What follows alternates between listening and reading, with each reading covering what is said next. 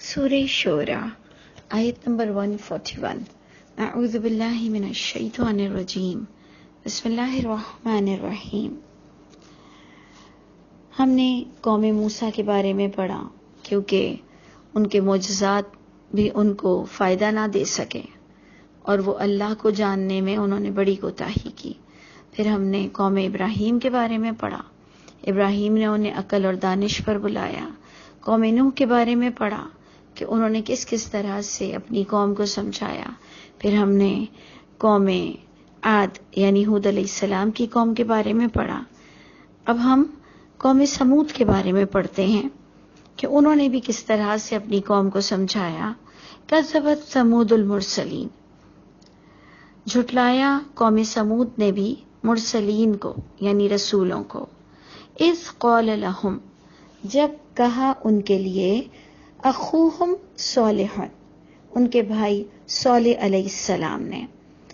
اور وہی بات کہی جو ہم نے پچھلی آیتوں میں بھی پڑھی کہ الا تتقون، تم کو ڈر نہیں لگتا، تم ڈرتے نہیں ہو. کسی چیز سے ڈرایا جا رہا ہوگا تو ڈر رہے ہوں گے نا. جب ہم کسی چیز سے کسی کو ڈراتے ہیں، اس کی نوعیت اسے پتہ ہوتی ہے، تبھی تو ہم کہتے ہیں نا کہ تمہیں ڈر نہیں لگتا.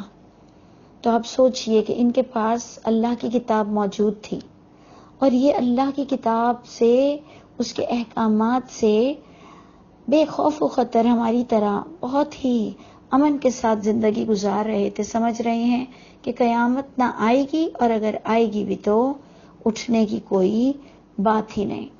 تو آپ دیکھیں گے کہ ہر دور میں اللہ تعالیٰ نے کس کس طرح اپنے بندوں کے لیے اللہ کی کتاب کو سدا محفوظ رکھا زمین پر. اور جو ایک چیز ہمیں بار بار تمام نبیوں سے مل رہی ہے کہ قوم کو بھائی بولا جاتا ہے.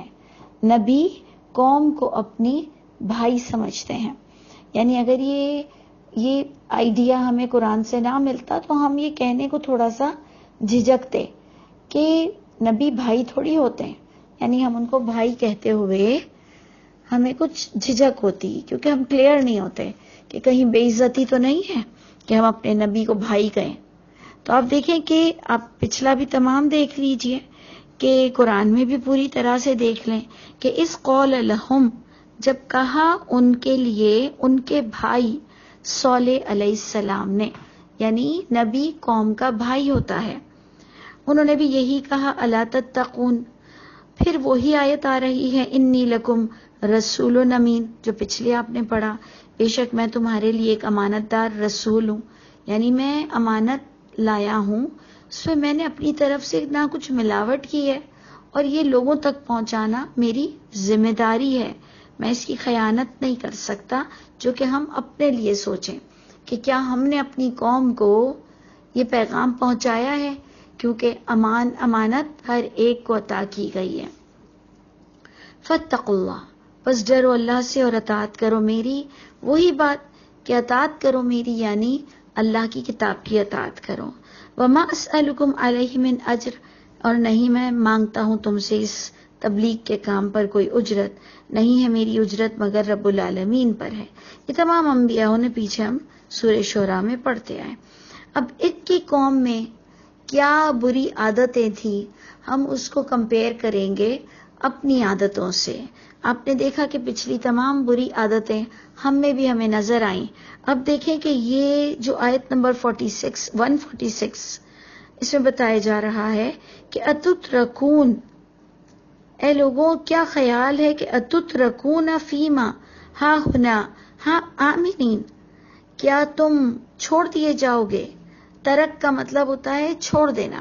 کیا تم چھوڑ دیے جاؤ گے یوں ہی ان تمام نعمتوں میں، یہاں پر بے خوف و خطر امن کے ساتھ تم سدا کیا ایسے ہی رہنے والے ہو، بس فن فن فن. یعنی تم کو ڈر نہیں لگتا کہ تم کہاں اللہ کی حدودیں توڑ رہے ہو، تم کہاں پر امانت میں خیانت کر رہے ہو، تم کہاں پر تم نے اللہ کی بات کو اپنی ذات سے جھٹلایا ہے یا لوگوں تک نہیں پہنچایا ہے. تو کیا تم سمجھتے ہو کہ تم یوں ہی رہنے دیے جاؤ گے امن کے ساتھ، فی جنات و عیون، انہیں اپنے دنیا کی باغوں اور چشموں میں ایسے ہی پڑے رہو گے. وَزُرُوعٍ وَنَخْلٍ طَلْعُهَا حَدِيمٌ، یہ جو کھیتیاں ہیں، یہ جو نخل یعنی کھجور، نخلستان، کھجوروں کے باغوں میں، طَلْعُهَا حَدِيمٌ کہ جن کے خوشے رس بھرے ہوئے ہیں. تم کیا سمجھتے ہو کہ بس یہ تمہارا پکنک پوائنٹ ہے؟ تمہارے لیے یہ صرف آل دا ٹائم فن ڈیز ہی ہے؟ تمہیں اپنی کوئی ذمہ داریوں کا احساس نہیں ہے؟ اور پھر خاص آیت نمبر 149 بتایا گیا، وَتَنْحِتُونَ مِنَ الْجِبَالِ، کیا کرتے ہو تم؟ تنحتون، تم تراشتے ہو، من الجبال، پہاڑوں سے، بیوت یعنی تم بیوتن فارحین، تم اتنے عقل مند ہو، تم اتنے سمجھدار ہو کہ تم پہاڑوں کو تراش کے گھر بناتے ہو. ہم تو دیکھیں ڈیمولش کر کے گھر بناتے ہیں نا. اکثر آپ دیکھیں گے کہ ہمیں کوئی بہت خوبصورت بالکل ڈفرینٹ چیز بنانی ہے تو ہمارے لیے بیسٹ وے یہ ہوتا ہے کہ ہم اس کو ڈیمولش کرتے ہیں. یہ لوگ پہاڑ کو ہی تراشتے تھے اور اسی کے اندر سے اپنے گھروں کو بناتے تھے. یعنی کیا آرکیٹیکٹ لیول تھا ان کا، اور یہ کتنے سمجھدار تھے اور کتنا ان کے پاس کیلکولیشن تھا اور کتنے مضبوط تھے یہ کہ یہ پہاڑوں کو تراش کے خوبصورت گھر بناتے تھے، جس پر کہا گیا فاتقوا اللہ، ڈرو اللہ سے، وَأَطِیعُونِ، اور میری اطاعت کرو، یعنی وحی کی اطاعت کرو. اب جناب ہمارے لیے کوشچن ریز ہوتا ہے کہ کیا ہم اس دنیا میں باغ بناتے ہیں، چشموں میں جاتے ہیں، پکنکس کرتے ہیں، اور ہمیں بھی شوق ہے کہ ہمارے باغ ہوں، ہم باغ بھی لگاتے ہیں اور بہت ساری چیزیں اگاتے ہیں، گھومنے پھرنے جاتے ہیں، اپنے گھروں کو ہم بھی بڑا سجاتے ہیں، تو کیا یہ حرام ہے؟ کیا یہ گناہ ہے؟ تو دیکھیں جواب یہ ملتا ہے قرآن سے کہ جو غفلت میں رہتا ہے، ذمہ داریاں نہیں اٹھاتا، امانت دار انسان نہیں بنتا. دیکھیں یہ امانت دار رسول تھے، ہم ایک کامن انسان ہیں، عام انسان ہیں، ہمیں بھی کچھ امانتیں دے کے اس دنیا میں بھیجا گیا. ہم خود بھی پورے کے پورے اللہ کی دی ہوئی ایک بہت بڑی رحمت ہے ہم پر کہ ہماری ایک ایک چیز سے لوگوں کو ہم فائدہ پہنچا سکتے ہیں. اور سب سے بڑھ کر توحید کا پیغام، اللہ کی کتاب کو دوسروں تک پہنچانا، وتواصوا بالحق وتواصوا بالصبر، یہ ہم پر اتنی بڑی ذمہ داری ہے. کنتم خیر امہ اخرجت للناس، تم بیسٹ انسان، تم بہترین امت کہلاؤ گے لوگ جب تم نکلو گے لوگوں کے لیے. اور نکل کر کیا کرو گے؟ تأمرون بالمعروف وتنہون عن المنکر، تم حکم دو گے لوگوں کو نیکی کا، تم روکو گے منکرات سے.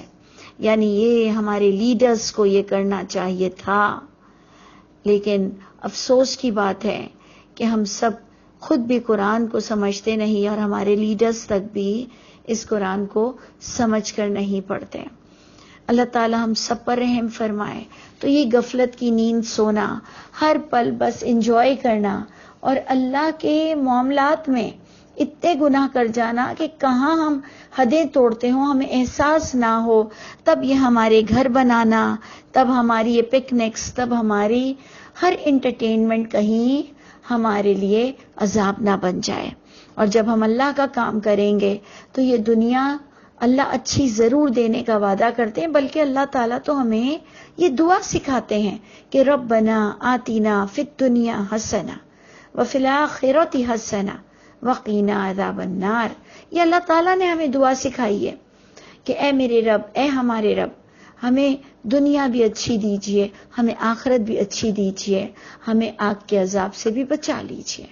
تو کس پر سوٹ کرتی ہے یہ دعا؟ کون کس کے لیے یہ قبولیت کی شرف کو پہنچتا ہے؟ تو اسی دعا کے بعد میں آپ دیکھیں گے کہ یہ دعا ان کی قبول ہوتی ہے جو کمائی کرتے ہیں اسی کے اعتبار سے، مما کسبوا، جنہوں نے بھی یہ کمایا کہ اللہ کو ہمیشہ پرائرٹی دی اور ہر دن اپنے لیے یہ سمجھا کہ میں اللہ سے قریب ہو رہا ہوں، تو تب تو ہم کہیں گے کہ گھر بنانا بھی حرام نہیں، خوشیاں اور انجوائمنٹ کرنا بھی حرام نہیں۔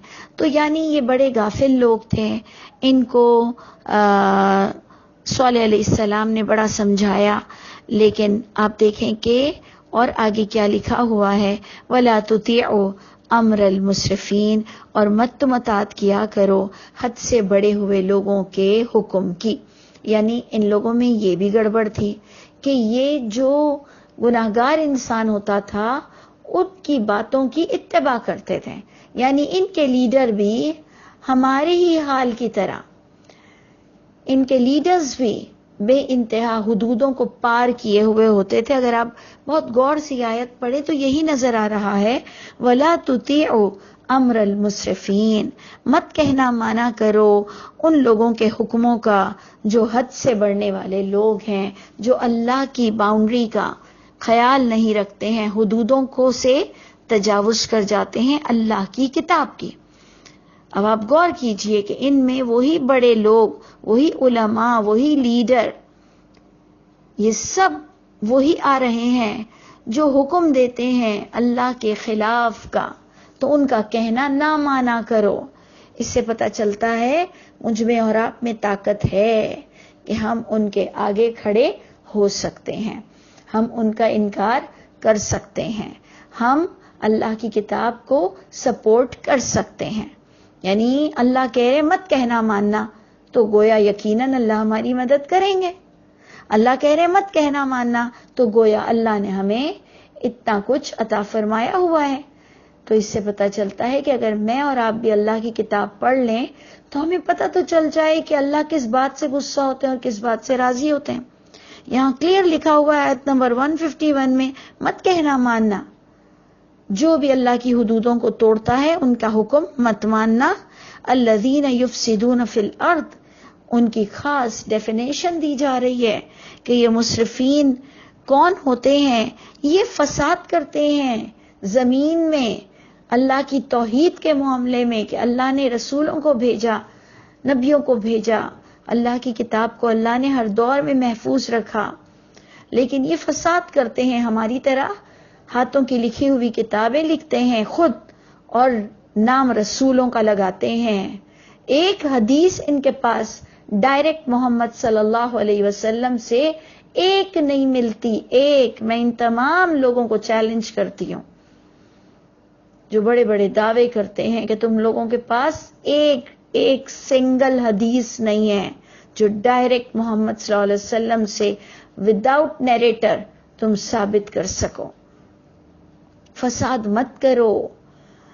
اللہ کی کتاب کی، جب اللہ کی کتاب آ چکی ہے ہماری اصلاح کے لیے، مت فساد کرو، مت نبیوں پہ جھوٹا الزام لگاؤ، مت نبیوں کا جھوٹا نام لو۔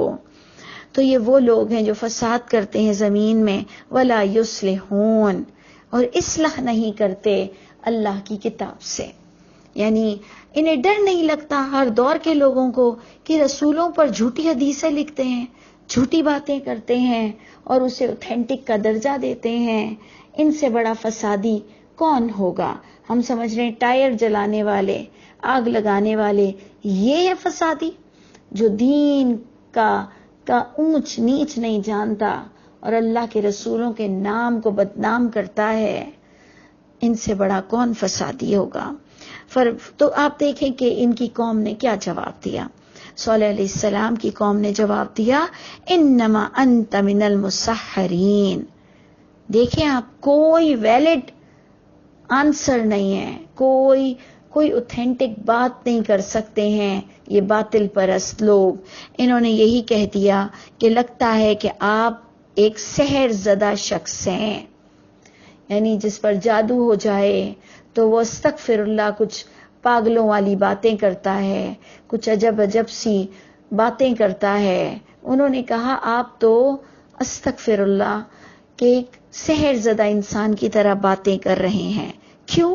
کیونکہ وہ کہہ رہے تھے صالح علیہ السلام لا الہ الا اللہ، وہ انہیں سمجھا رہے تھے اللہ کے سوا کسی کے پاس کوئی اتھارٹی نہیں، اور یہ کہہ رہے ہیں کہ آپ پر جادو ہو گیا ہے، اور پھر سیکنڈ پوائنٹ بھی دیکھیں، انہوں نے کہا ما انت الا بشر، اور وہ بھی بشر کیسے؟ مثلنا، انہوں نے کہا نہیں ہے آپ مگر ایک انسان ہے، ایک بشر ہیں ہمارے ہی جیسے.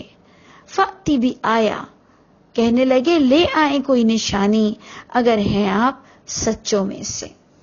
دیکھا آپ نے، مطلب اتنی ڈھٹائی کہ وہی جو ہم پڑھ رہے ہیں کہ اللہ کی کتاب جس کو فائدہ نہ دے سکے اس کو کوئی معجزہ فائدہ نہیں دے سکتا. آپ اور میں کیا سمجھتے ہیں کرامتیں دیکھ کر کسی کی یا کرامتیں سن کر کسی کی، کیا سمجھتے ہیں کوئی بہت بڑا آدمی ہے جس کو اللہ کی کتاب سے فائدہ نہیں پہنچ سکتا؟ تو چاہے آپ پوری دنیا کو اپنے کرتب دکھا دو، کچھ نہیں ہو سکتا. اللہ کے دیے ہوئے نبیوں کے معجزات کی لوگوں نے قدر نہیں کی ہے.